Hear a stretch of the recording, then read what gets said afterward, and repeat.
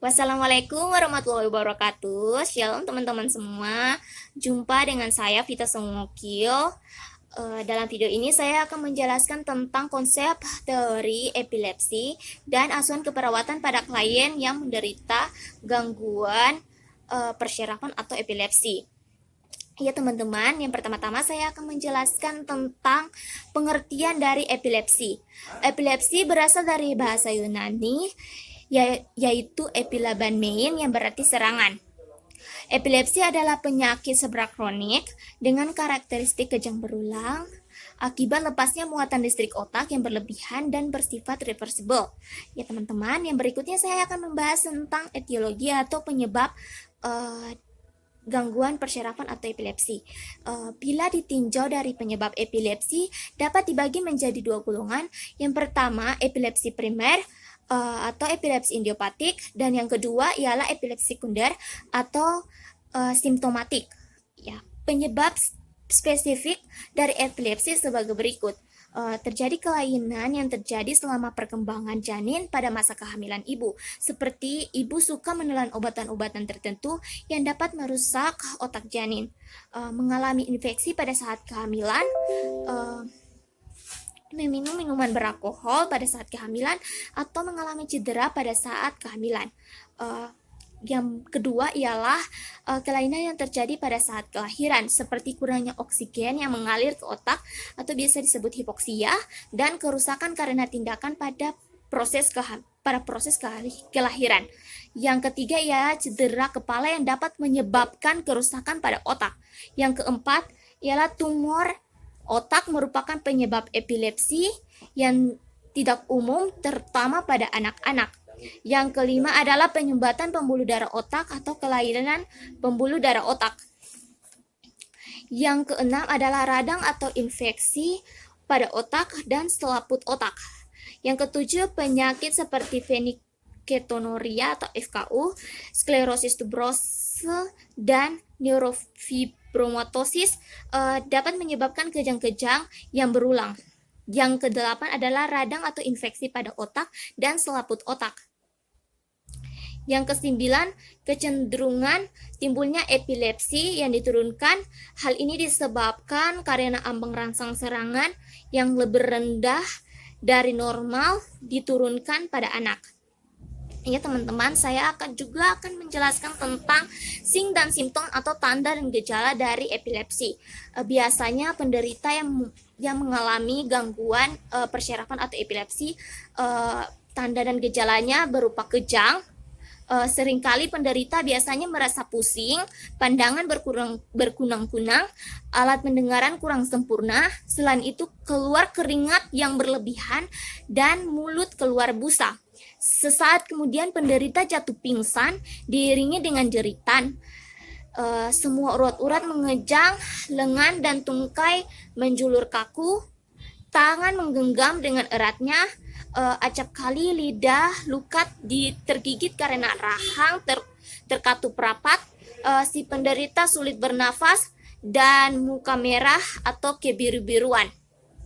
Ya teman-teman, berikutnya saya akan menjelaskan tentang patofisiologi dari epilepsi. Ya teman-teman, saya sudah jelaskan dari di depan bahwa epilepsi adalah pelepasan muatan listrik yang berlebihan dan tidak teratur di otak. Aktivitas listrik normal jika terdapat keseimbangan antara faktor yang menyebabkan inhibisi dan eksitasi dari aktivitas listrik. Epilepsi timbul karena adanya ketidakseimbangan faktor inhibisi dan ekstasi aktivitas listrik otak. Iya, teman-teman, berikutnya saya akan membahas tentang diagnosa yang dapat muncul pada gangguan persyarafan atau epilepsi. Biasanya yang diagnosa keperawatan yang muncul ialah yang pertama, infektivitas perfusi jaringan cerebral, resiko cedera, ketidakefektifan berjalan nafas, keterlambatan pertumbuhan dan perkembangan, defisiensi pengetahuan, ansietas, hipertermi, jalan nafas tidak efektif.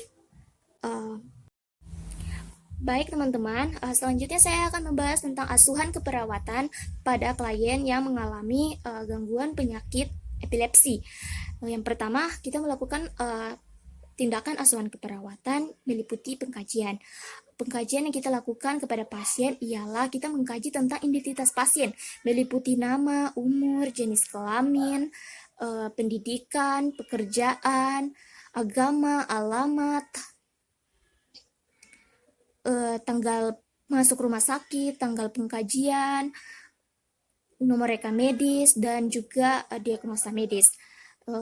Kita juga bisa mengkaji orang yang sebagai penanggung jawab pasien. Kita mengkaji namanya,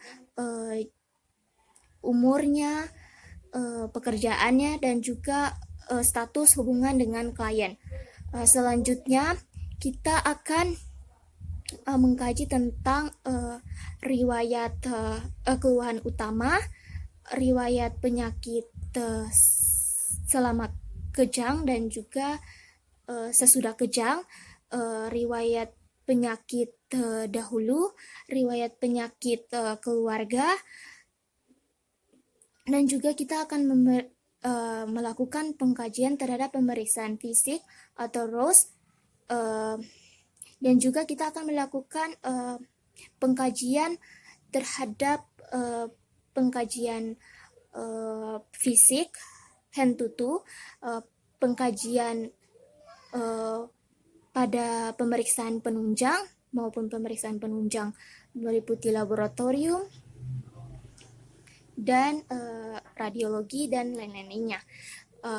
Selanjutnya kita akan masuk ke diagnosa medis, diagnosa keperawatan. Maaf sebelumnya, diagnosa keperawatan yaitu antara lain ialah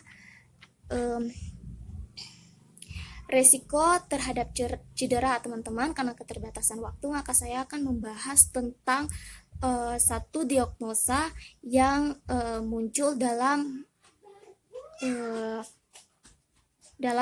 bagi penderita epilepsi, yaitu resiko terhadap cedera. Ya teman-teman, intervensi yang kita kasih untuk pasien epilepsi yang mempunyai diagnosa keperawatan yaitu resiko terhadap cedera bisa berhubungan dengan perubahan kesadaran, kerusakan kognitif selama kejang, atau kerusakan mekanisme perlindungan diri. Ya teman-teman, tujuan dari melakukan intervensi ini, intervensi meliputi diagnosa risiko terhadap cedera yang berhubungan dengan perubahan kesadaran, kerusakan kognitif selama kejang, atau kerusakan mekanisme perlindungan diri. Ini bertujuan untuk mengurangi resiko cedera pada pasien.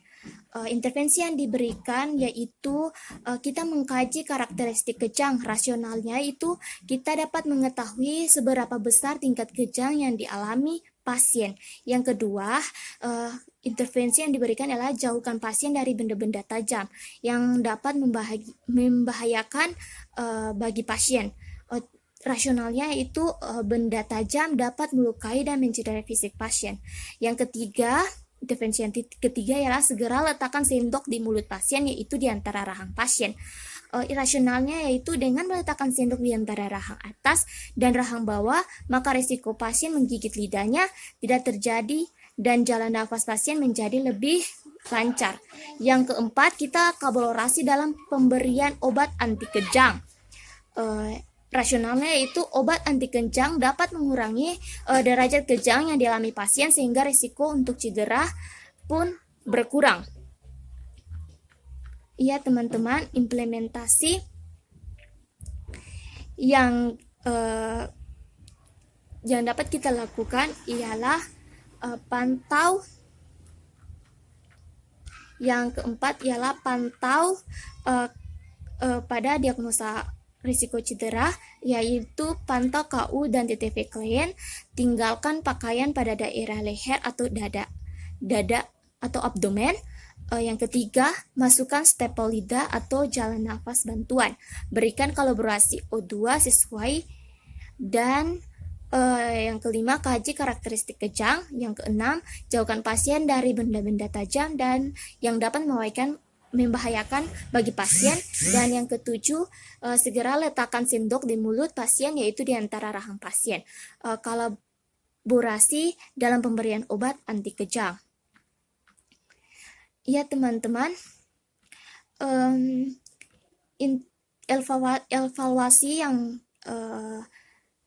evaluasi terkait dengan diagnosa keperawatan resiko terhadap cedera diharapkan dapat mengurangi resiko cedera pada pasien dengan kriteria pengkajian fokus, maka klinis tidak terjadi lagi resiko cedera.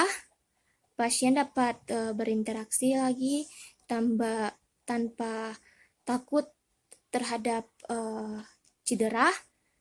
Dan jika semuanya sudah selesai dan kondisi pasien sudah membaik, maka dihentikan intervensi dan dianggap tindakan keperawatan sudah berhasil.